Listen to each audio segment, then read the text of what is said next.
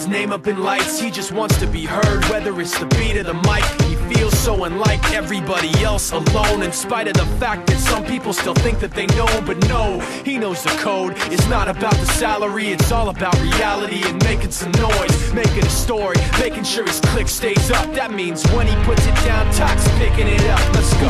Is he anyway? He never really talks much, never concerned with status, but still leaving them starstruck. Humble through opportunities, given despite the fact that many misjudge him because he makes a living from writing raps. Put it together himself, now the picture connects. Never asking for someone's help or to get some respect. He's only focused on what he wrote. His will is beyond reach, and now it all unfolds. The skill of an artist. This is 20% skill, 80% be 100% clear, cause Ryu was ill. Who would've thought he'd be the one that set the West in flames? And I heard him wreck it with the Crystal Method, name of the game. Came back, dropped Megadeth, took him to church. I like Bleach, man. Ryu had the stupidest verse, this dude is the truth. Now everybody giving them guest spots and stocks through the roof. I heard he f***ing with that stock.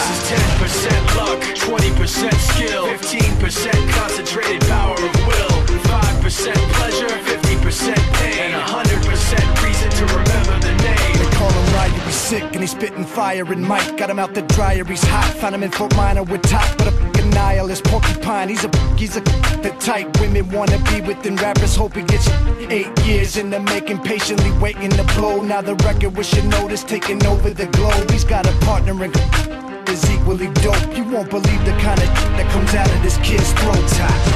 He's not your everyday on the block. He knows how to work with what he's got, making his way to the top. He often gets a comment on his name. People keep asking him, was it given that birth that doesn't stand for an acronym? No, he's living proof. Let him rock in the booth. He'll get you buzzing quicker than with juice.